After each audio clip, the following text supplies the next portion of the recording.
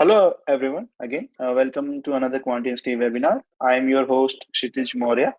Today we have a technical topic to explore called Decoding Volatility, your options trading edge. Today's session will be conducted by two experts from this field, Rushna Ansari and Akshay Chaudhary. Hi Rushna, hi Akshay. Thank you for tuning in today. Can you hear me? Hi, Shubhaj. Yes. Kshitij, yeah. Great. So a quick introduction to our speakers. Rushta, the first speaker. Rushta is a technical content manager working in the Contra research and content team at QuantInsti. Her educational background includes a postgraduate diploma in financial management. She also has a hands-on experience trading equities. About Akshay, Akshay works as quantitative analyst in the Contra research and content team at QuantInsti. Prior to that, he worked as a data scientist in Geo. Akshay likes to trade options and read about market psychology.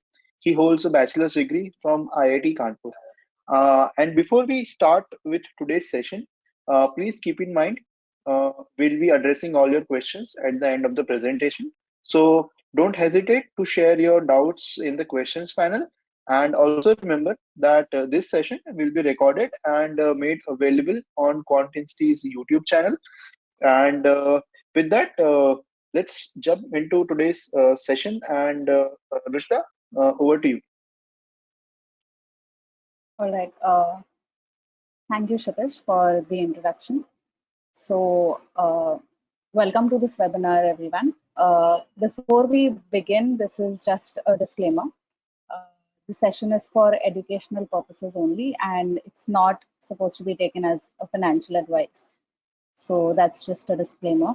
And now to start, I want to get an idea of the audience I'm talking to. So let's start with a poll, right?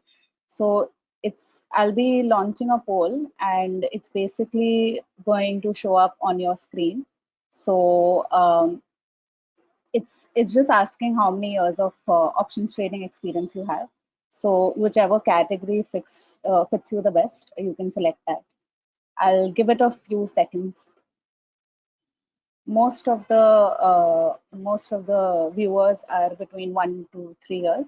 So for those, I'm sure you've probably heard about volatility, but for those of you who haven't, there's no need to worry. We're going to cover the concept of volatility, and just let me share my screen back. Yeah, so the agenda for today is we are going to talk about edge and risk, and we are also going to define volatility and what is implied volatility. And along with that, we are going to list certain characteristics that make volatility predictable. In the second half of the session, my colleague Akshay is going to talk about volatility estimators and some of the practical applications of volatility estimation. And we are going to end the session with some questions that you can post in the questions panel. So yeah, the name of this webinar is Decoding Volatility or Options Trading Edge, right? But what exactly is edge? So having an edge is it's like having a special skill that makes you that gives you an advantage over others. So let's take Ronaldo's example. He is known for his signature moves like the chop. This is one of his skills that gives him an edge over all the other players on the field. So of course, it goes without saying that skills have to be developed over time, and he must have developed it and honed it over a certain period of time, right? He wouldn't have learned it overnight.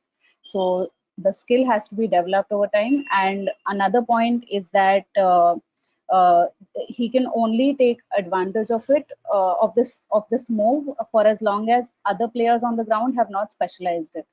So even though it's a long shot, but if other players become a pro at it, then he might not be able to take advantage of this particular skill. So like being successful in options trading is also much about having an edge. In other words, it is some advantage at the time of making a bet. So edge gives you a reason to expect a win. Now, how will you be able to gain an edge?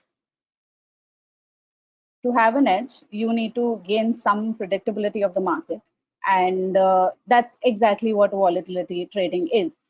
So in volatility trading, you will take positions based on the expectations of the changes in the underlying assets volatility. So you will first see what the expected volatility is, and then you will take positions according to that. So for this style of trading, you need to be able to estimate volatility. So now that we've established the foundational aspects, let's dive a bit deeper. So just like in any other business, in trading also, we need to buy things for less than the fair value and sell things for more than the fair value to make money, right?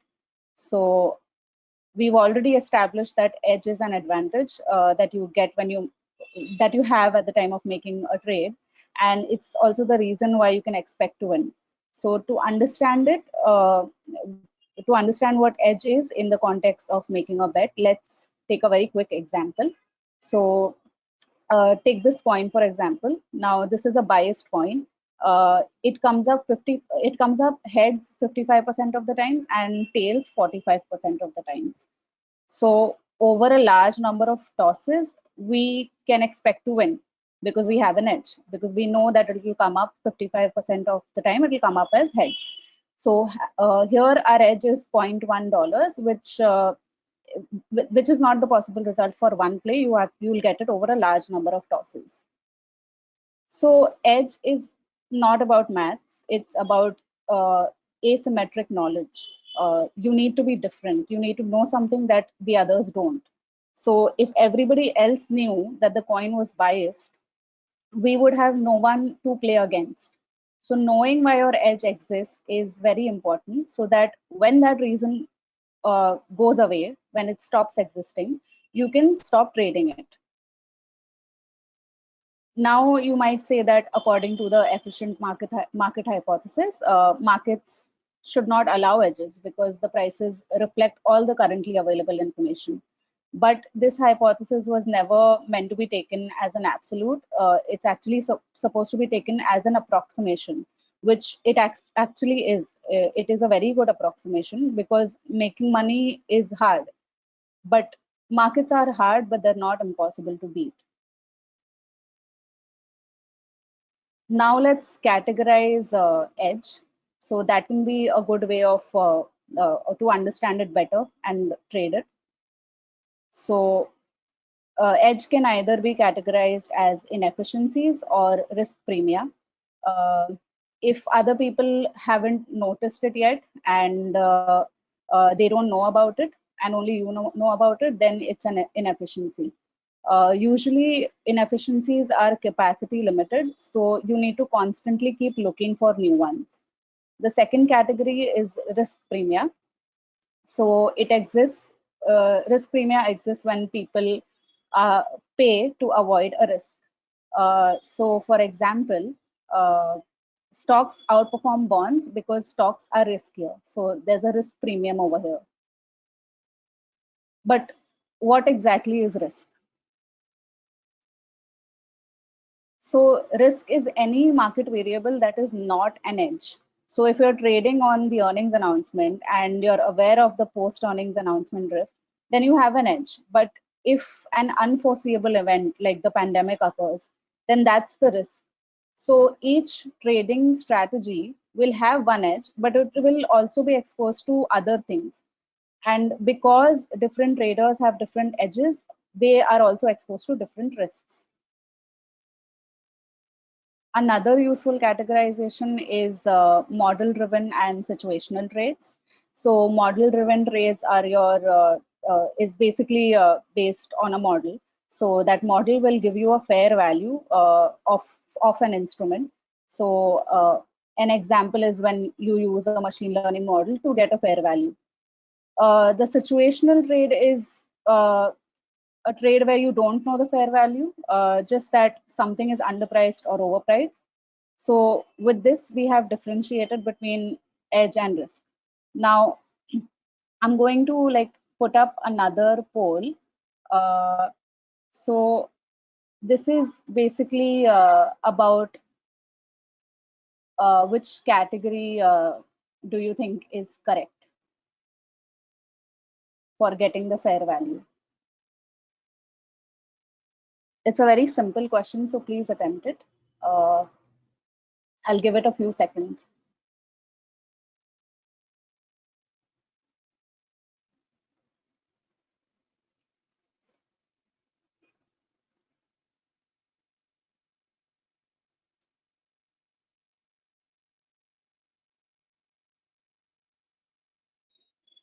So which category do you think involves getting the fair value of options?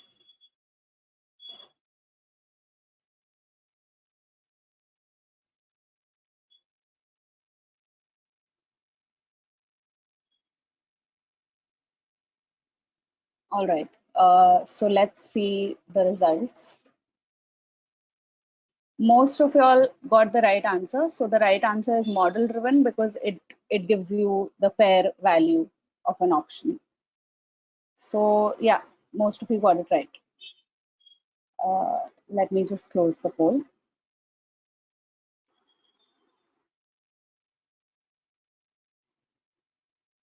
Yeah. So moving forward, now remember that we want to develop an edge using volatility. So for the next part of the session, we will dive deeper into the concept of volatility. Now, by its definition, volatility is the standard deviation of log returns of a stock. So if you want to analyze the volatility, you'll have to multiply it with the square root of the number of periods in a year. For if you've used daily returns to calculate volatility, then you'll have to multiply it with the you'll have to multiply the volatility by the square root of the number of days in a year, which is 252. And if you've used monthly returns, then you'll have to multiply it with the square root of 12. To gain an edge, we have to gain a predictability of the market, remember? So to gain that predictability, we need to know about the regularities, or rather the characteristics of volatility. This is the same as asking what makes volatility predictable. So knowing about these characteristics is important because you need to know how the thing that you trade behaves, and the thing that you're trading is volatility. And these regularities make it predictable. So volatility is actually negatively related to returns. So if a stock goes down, volatility will go up. Second, volatility becomes more volatile as it increases. So that means that the volatility of volatility is positively correlated with volatility. Next, volatility mean reverts. So this is basically like saying that volatility is range bound, and a good long-term forecast is just what past long-term volatility has been. Next, volatility clusters. So a good predictor of an asset's range tomorrow is whatever its range was today. So in other words, volatility tends to persist, and high volatility is usually followed by high volatility. So with that, we've understood what makes volatility predictable. Firstly, it's negatively related to returns. Volatility becomes more volatile as it increases. Volatility mean reverts. And lastly, volatility clusters, and it tends to persist. So before we move on to the next part, let's quickly understand what is implied volatility. So implied volatility is a measure that tells us what the market expects to happen to an asset's price in the future. So this expectation is important to figure out how much an option should cost. And it's actually used as an input in pricing models. For example, the Black-Scholes-Merton model. So to simplify it further, imagine a game where you predict how much a bouncing ball will jump next. Implied volatility is like everyone's combined guess about how intense the bouncing will get. So if people expect a lot of volatility, it makes options more expensive. All right, so now that you've learned about implied volatility, in the next part of the session, my colleague Akshay will take you through volatility estimation. Over to you, Akshay. Akshay, let me make you the presenter. Yeah, sure.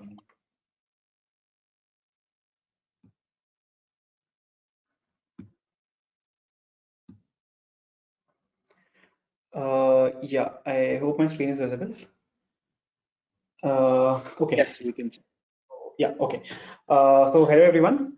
Okay, so let's start. In the previous part of the presentation, Rojda talked about how volatility, what is volatility and how it plays a crucial role in the world of options, and why it is an important matrix. Okay, so now let's see how we can estimate this volatility. Okay, so yeah. So basically, we use certain estimators, okay, to estimate volatility. Okay, so there are three common methods or estimators which are widely used in the industry to estimate volatility. The first one is close-to-close estimator. The second one is Parkinson estimator, and the third one is Garmin class estimator. Now, each of this estimator has its own strengths as well as limitations. So let us have a look at them one by one. Okay, so the very first estimator that we'll look is the close-to-close estimator. So the formula for calculating volatility using this estimator is pretty simple. You might have seen this in the previous part of the presentation. So that is simply square root of 1 upon n and summation of Ri. So now what these terms imply? So n is basically the number of observations. So if you can figure out, this is basically the formula for calculating standard deviation of the returns. Okay. So this is n is number of observations. Ri is basically the ln of logarithm of exponential logarithm of current close price divided by previous day's close price. Okay, so this day, if it's a daily volatility, it can be day, or if it can be any candle for which the volatility needs to be calculated. Okay, so this is basically the formula for calculating volatility. Now, doing this manually can be a very tedious task. Okay, so basically, you might find it very it's a very long task to do this manually. Okay, so but if you use Python or any other programming language, this might not be that difficult. Okay, so basically, I'll just show you an example about how you can calculate this using Python. So let's say you want to calculate the volatility of SPY, which is an ETF, basically S&P 500 ETF. Okay, so you just basically get the data. Okay, the data for the open, high, low, close price. Okay, you can get that data. And then, as we said in the formula, that volatility involves calculating the returns. Okay, so this is basically nothing but the log returns. That log returns you can calculate using this simple line of code, which is just today's close minus yesterday's close. Log of today's close minus yesterday's close divided by yesterday's close. So that is basically the log returns that we calculate. Okay. The next part is the main part, which is calculating the daily volatility. So here again, you can see the formula about of close-to-close volatility. Okay. So now, though this formula looks very complex to calculate manually, but in Python, this is just a simple one-line code. Okay. That is basically the log returns that you calculated and the rolling window. So this rolling window is basically the n. So the n variable, number of observations that we talked about, right? So that is basically dot rolling window equal to 20 and the standard deviation thing. So this is a kind of pretty simple while when you calculate it using Python. Okay, so you'll get the close-to-close estimator like this. And let's say now you want to see how it looks like. So how the volatility, close-to-close estimated volatility of an asset looks like. So you can again plot this using certain libraries of Python, and this is like how the volatility of SPY looked like from 2019 to 2023. You might observe that there is a peak in volatility here. So this is, of course, the COVID period, like the COVID-19 pandemic period, wherein the volatility shot up, okay, to a significant level. So this is how easily you can calculate the close-to-close estimated, like estimator volatility. Okay, so now let's move on to the next part of the presentation. So, okay, so basically you have calculated the volatility using close-to-close estimator. Okay, now can you think of any limitation of this estimator? Okay, close-to-close estimator. So yes, of course, there is a limitation. So the limitation is if you like observe it, like if you observe the formula, it only takes the closing price into consideration, right? But the thing is, stock prices could jump considerably during a trading session. So during the intraday session, it can go to certain high price, certain low price, and then return back to the close price at the end. So that means a big amount of price information, which is the high, low, and other values, are not taken into account by the close-to-close volatility, and we only use the close prices here. So basically, we're not capturing the entire volatility. So now to basically to improve this particular estimator, we have the second estimator, which is the Parkinson estimator. Okay. So Parkinson estimator is again calculated using this formula, which is I will not go into the details of the formula. This is mathematically derived. So this is 1/4 L into summation of log of high by close square. So here you can see that this particular volatility estimator takes into account the high and the low prices for a particular day, or let's say for a particular candle, whatever you can call it. Okay, so rather than the close to close price that we saw in the close to close estimator. Okay, so what this does is basically this kind of captures the high and the low movements also, which occurs during the during intraday trades. Okay, so this is what how you can calculate the Parkinson volatility. Again, this is again much more complex than close to close estimator. This looks like mathematically a very complex thing to do if you do it manually. Okay, like summation of all these values for over n observations and then multiplying it by 1/4 Ln2 and all those things. But again, if you kind of see it in Python, it's just again a single line of code. So this is the line of code which is kind of which can calculate the Parkinson volatility easily. So again, these high and low are basically the log of high and low prices and all those things. Okay, so again, this is pretty simple if you want to calculate using Python. And again, you can plot the volatility also. So here also you can see, so all these are estimators of volatility, right? So these would show similar kind of behavior. Okay, though the values might differ, but the behavior might be similar. So here also you can see that this again, the sharp rise in the volatility was during the COVID-19 pandemic, and yeah, that was it. So, but the thing is, yeah, let's return to the presentation. Yeah, so yeah, the thing is, there is again some scope of improvement. Okay, so now to tackle the problem of not considering the intraday price movements, we took this Parkinson estimator. Okay, but the thing is, even in Parkinson estimator, there is some drawback. Okay, so basically, now this Parkinson estimator does not take into account the price movements basically which occur after market close. That is basically after the market closes and before the market opens, it doesn't take into account that price movement. Okay, so so by doing that, what it does is it basically assumes that the intraday and the overnight volatility are basically the same. Okay, but it is very evident that this is not always the case. Okay, so as you can see that in this particular graph, so we plotted the day and the night volatility. So basically the intraday as well as the overnight volatility of the SPY ETF again. You can see that there is a considerable difference between the day and the night volatility. Of course, the day volatility is high and the night volatility is not that high because in there trading volumes and all those things are quite large. Okay, so that's why like this is there. But the thing is, Parkinson doesn't consider this because it just takes the high and the low values. Okay, it doesn't take into account like the open, low, and all those things, right? Open and close and all those things. So now let's see like whether Garmin class estimator is able to solve this problem. Okay, so now we come to the Garmin class estimator. So yes, the formula gets a bit more complex here. Okay, but this is because Garmin class estimator combines all the prices. Okay, so basically it combines close, close, high, and low prices. and it kinds of takes a weighted average. It's not a simple kind of average, it's a weighted average where weights are different parameters here. So it takes a weighted average of the close to close estimator, which is this one, as well as the Parkinson estimator. So basically it combines both of them and tries to solve the problem. Okay. So yeah, so basically the terms are kind of like, this is the high price, this is the low price, and current low and current close price. Okay. So again, like this is again a bit more complex, so the complexity is increasing. So this manually doing this is a very long task. Okay. But yeah, you can again do it in Python with this particular line of code. Obviously, the code line also gets bigger because there are multiple parameters involved here.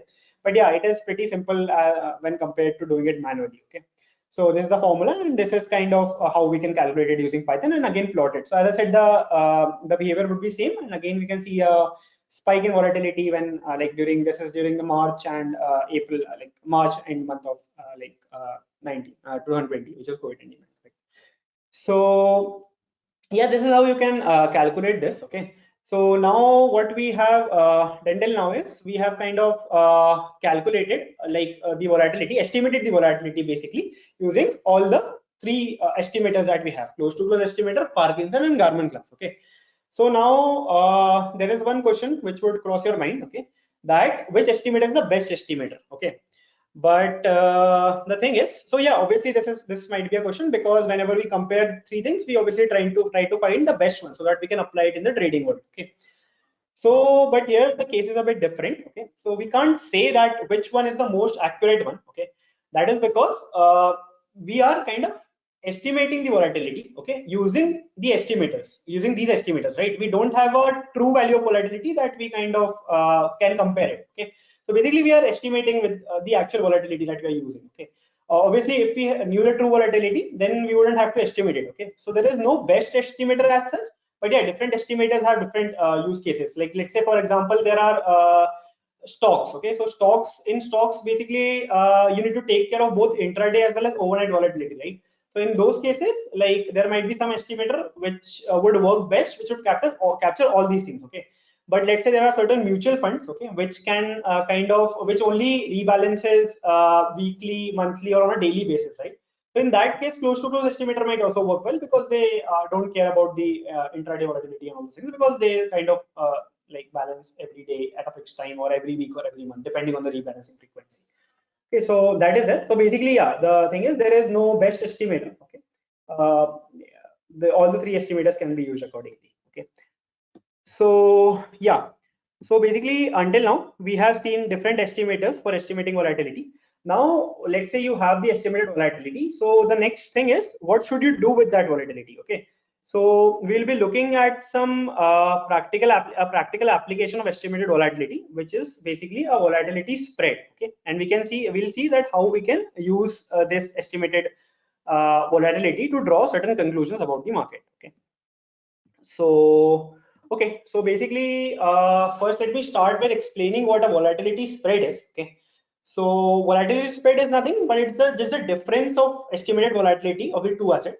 Okay, that volatility can be estimated using any of the estimators. Okay, it's just the difference of the estimated volatility. Okay, so the graph that you see on the screen is basically the difference between the volatilities of the IWM ETF and the SPY ETF, and that is over a period of 5 years. Okay, or basically, in other words, this is the volatility spread of IWM and SPY. Okay, so okay, so basically, when you see this graph, there might be two questions in your mind. Okay, so one is, how do I calculate the spread? Okay, and the second one would be, how do I interpret this graph? Basically, I have this graph, but what do I make of it? Okay, what is like, how is it of help to me? Okay, so let's address these questions one by one. Okay, so first we'll see how we can calculate the volatility spread. Okay, so this basically involves three very simple steps. Okay, the first one is to estimate the volatility values for the asset one. Let's say it's IWM in this case. Okay, and as I said, this can be done using any estimator, close to close, Parkinson, or Garman class. Okay, then the second step is to estimate the volatility of the second asset, that is SPY, again using any estimator. Okay, but make sure that you use same estimator for both the assets to maintain the consistency. Okay, And the very third thing is it's just a simple subtraction. So basically, once you have the estimated volatility values of both these assets, IWM and SPY, you just subtract it. Okay, so expected like estimated volatility of IWM minus estimated volatility of SPY. So this basically gives you the volatility spread values. Okay, and yeah, and it looks like this. So this is the graph that we have. Okay. Now again, let's go to Python and see, because if you do it manually again, then that will be a very tedious task. Okay, so let's see how you can do it using Python. So this is again very simple. So we had seen how we can calculate the close to close estimator. Okay, so this is basically we are calculating the close to close estimator for both IWM as well as SPY. IWM I have shown and calculated and shown here. SPY is calculated above. Okay. And now the SPY IWM spread or IWM SPY spread is basically the difference between the close to close estimator values of IWM and the close to close estimator values of SPY. Okay.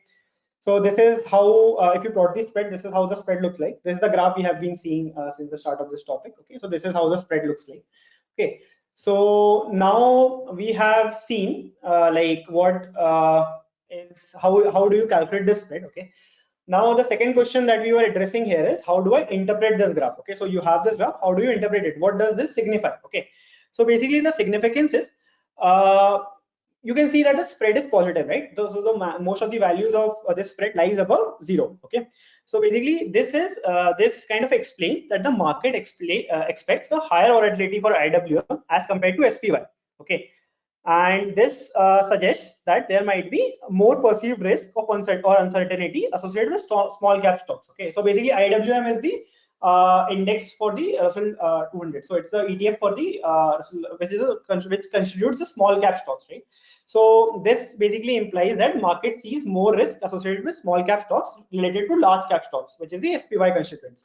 This is what is being shown in this particular graph. Okay, and it also suggests one more thing. Okay, so it suggests that the IWM has more price fluctuations. So basically it is more volatile as compared to SPY. That is one more thing that this graph suggests. Okay, so yeah, I think to recap, we looked at the volatility estimators. Okay, the 3 volatility estimators that we had for estimating volatility. One was close to close estimator. It had some limitations. Then we went to Parkinson estimator. It also had some limitations. And third, we finally saw Garment estimator. And so we also addressed the question which one is best. So basically, there is no best in that case because we are estimating volatility. Okay, so basically it all like depends on the use case. Okay, and the second thing that we saw was, let's say you have the volatility values, estimated volatility values. So how can you use it? Okay, so how can you use it for like what is the practical application of it? Obviously, there might be there are many other practical applications like volatility forecasting and all those things. So there also you kind of use the estimated volatilities as a historical data points and put into different models like GARCH and all those things and estimate the volatility. That is another application of the estimated volatility. And one application that we saw in detail was the volatility spread thing. Okay, so yeah, I think that's all from my side. So over to you, Kshitij. Well, thank you so much for the wonderful presentation and conducting this session, Rushta and Akshay. Now, before we start off with Q&A, I would also like to highlight that there is this Black Friday campaign running, so you guys can benefit from that. So right now in Black Friday, you will be able to get 75% off site-wide on any courses, but for the next 4 hours, attendees of this webinar can get 7% extra on top of 75% using this coupon code. And in case you are enrolling in all courses, you'll be able to get 84.5% discount using coupon code WebAll.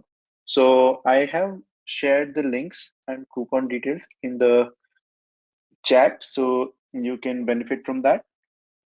And with that said, I think we can start with some of the questions. So the first question by Chris is, if we want to use the volatility estimators for finding mispriced options, which estimation is most accurate? Akshay, you want to pick that up? Yeah, Kshitij, I'll pick that up. Okay, so yeah, Chris. So basically, as we discussed, there is no best or accurate estimator. Okay, so it depends like on like your use case. But in case you want to go with the mispriced option, like volatility estimator for the mispriced option, then I think a Garmin class estimator would work well.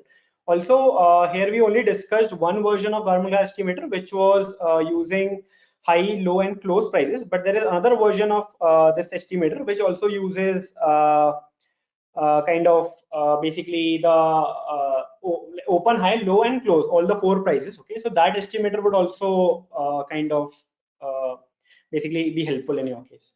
So yeah, I think you can start with the like the Garmin class estimator. That would be accurate. Thanks, Akshay. The next question is by Fernando. Fernando is asking, how does it reflect on the VIX? So hi Fernando, I think if you could give a more clear context of what you're asking about. So I mean, like if you could explain a question a bit, it would be helpful. Okay, there are two questions by Parth. Parth is asking how volatility can be predicted. Is Garch model efficient?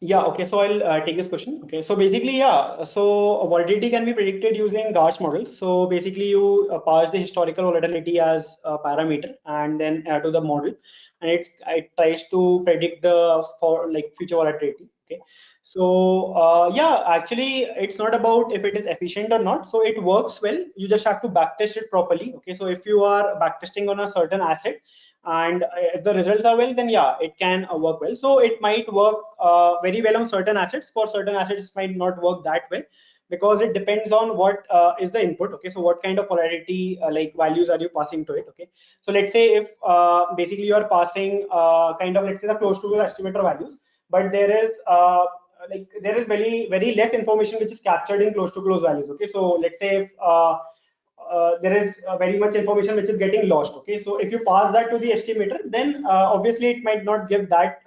If you pass that to the Garch model, then obviously it might not give that great result as compared to the ones which is capturing more information. So it all depends on how well the input value is. Okay, so if the input value is good, then yeah, it is able to forecast the volatility to a good extent. Okay, Parth also has a follow-up question where he's asking, is Google Trend data better? So I am not exactly sure like what does you mean by Google Trend. So like if you could explain it, like it would be great. Sure. This next one is by Fernando. Fernando is asking, can we use the volatility prediction model to arbitrage the VIX index?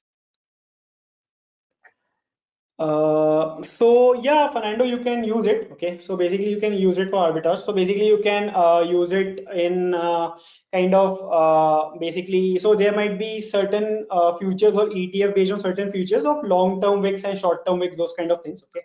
So let's say you want to go. So basically the thing that comes into play there is the like term structure. What is the term structure of that particular thing? Okay. So it can be contango, backwardation, all those things. Okay. So yeah, if there is a there's a possibility. Let's say currently the volatility is, let's say for example 20%, and if your model, let's say for example Garch model is there, and you are predicting the volatility to be 30% in that case. Okay, in that particular case, it can be used. So you can kind of go long on the certain futures in like which of fixed contract, which are kind of and similar simultaneously you can go short on certain features which are kind of overpriced. Okay, so that is one way by which you can kind of create an arbitrage in that particular thing. But yeah, it all depends on what prices you are getting and what are the like assets that you are trading. But yes, it can be used to arbitrage in the VIX index. Okay, this one is by Parth. He's asking, any comments on use cases of hidden Markov model? So yeah, I think hidden Markov model is kind of it's I mean, like it is useful again, as I said. So as Parth asked previously about the Garch model, okay. So it's again, it all again depends on. So see, there is no model which is kind of very bad or which is very good. It all basically depends on how you pass the inputs and how well are your features which are being passed to the model, right? So I would like to say a similar thing for hidden Markov model also. So if the input parameters to the model are fine, or like if it is getting information properly, then yeah, that would also work well. Okay. So it all depends also. See, no single model works for every asset, for every time period, or for every situation, right?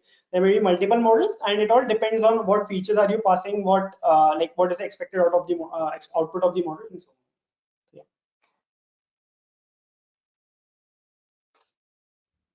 This next question is by Sriraj. He's asking, we need to find low IV at a particular moment. Why to estimate a future value? Basically, past trends give a rough idea. So yeah, serious. So yeah. So basically, the thing is, let's say you are trying to find low IV at a particular moment, okay. But the thing is, let's say based on that particular thing, you are trading, okay. But obviously, when you trade, you try to kind of take a view of the future also, right? Let's say if the IV is at 80, which was, or let's say 70 or 80, let's say for example, which is a very high volatility moment, and it can occur during certain events, okay.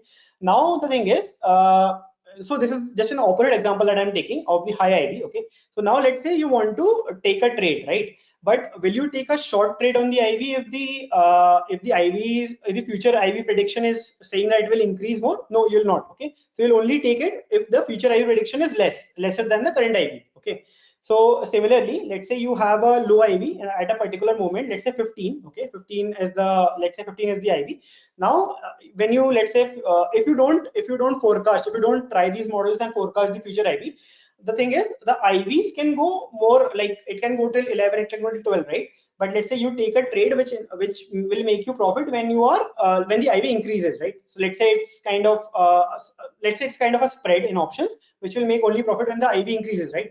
But in this case, you took the trade thinking that it is low, okay. But the thing is, it could go to a more lower value, right? So unless and until you have a prediction that it will go to a higher value, there is no there is no point in making that trade, right?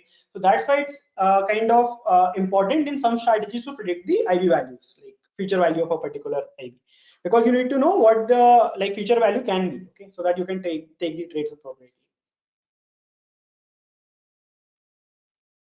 This next question is by Hardik. He's asking, as it was earlier told that volatility behaves opposite to underlying, but currently VIX and our Indian markets are not behaving same. So how long are we hoping to see this behavior? So Hardik, like this is actually a very debatable question. Okay, so how long we are hoping? I don't think I can comment on that. How long we are hoping to see this behavior? But yeah, sometimes it happens that not it's kind of like it's not always that it behaves in that way, but most of the times it behaves in that way, right? So that is the kind of basically estimations that we have. Okay, like let's say I'll give you a simple example. So basically, we're talking about Indian markets. So usually in Indian markets, the VIX stays between 10 and 20, right? But there are some cases when it goes above, shoots about 20, 25, 30, and goes till 70, 60, right? Like we saw in the COVID times and those things, right? So basically, we cannot predict like how much time will it hold like this. But yeah, obviously, it will kind of show its inherent nature. Okay, so as Rujda discussed, there are some inherent properties of VIX, like it is mean reverting and all those things, right?